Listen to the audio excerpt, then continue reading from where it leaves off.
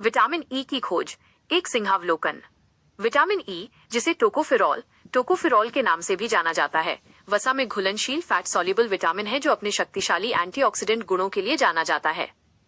इसकी खोज 20वीं शताब्दी की शुरुआत में हुई थी और ये मुख्य रूप से प्रजनन, रिप्रोडक्शन और स्वस्थ कोशिकाओं हेल्थी सेल्स को बनाए रखने में इसकी भूमिका से जुड़ी हुई है। खोज का समय, विटामिन ई की खोज 1922 में हुई थी।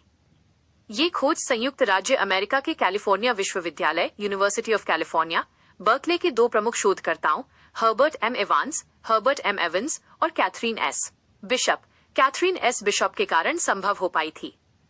खोज कैसे हुई? विटामिन ई की खोज एक अनपेक्षित अवलोकन अनइंटेंडेड ऑब्जर्वेशन से शुरू हुई। एवांस और बिशप चूहों पर उनके प्रजनन रिप्रोडक्टिव साइकिल को समझने के लिए आहार संबंधी अध्ययन कर रहे थे। उन्होंने देखा कि जब चूहों को केवल दूध, मक्खन और कॉड लिवर ऑयल पर आधारित शुद्ध आहार प्यूरिफाइड डाइट दिया गया तो वे अपने सामान्य विकास को तो बनाए रखते थे, लेकिन उनमें प्रजनन संबंधी समस्याएं, रिप्रोडक्टिव फेलियर्स आने लगी।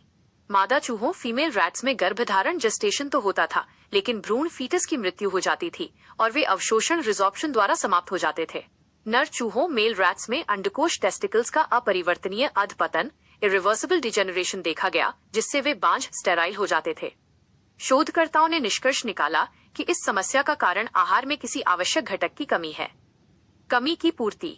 इस समस्या को हल करने के लिए एवांस और बिशप ने चूहों के आहार में कुछ खाद्य पदार्थ जैसे कि लेट्यूस के पत्ते, लेटस लीव्स और गेहूं के बीज का तेल व्हीट जर्म ऑयल शामिल किए।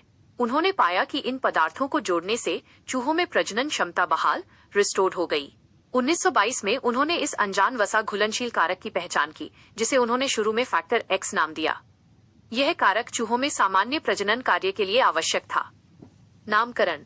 आगे के शोध में 1924 में इवांस ने इस नए विटामिन के लिए ग्रीक शब्दों से एक नाम प्रस्तावित किया। उन्होंने इसे टोकोफेरॉल नाम दिया, जो दो ग्रीक शब्दों से मिलकर बना है।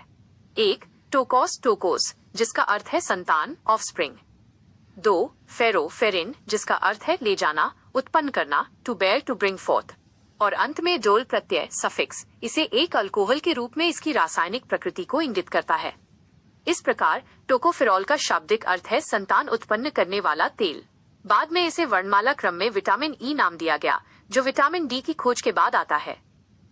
विटामिन ई की खोज ने पोषण विज्ञान न्यूट्रिशनल साइंस में एक महत्वपूर्ण कदम रखा, जिससे मानव और पशु स्वास्थ्य में इसके महत्वपूर्ण एंटीऑक्सीडेंट और शारीरिक कार्यों को समझने का रास्ता खुला।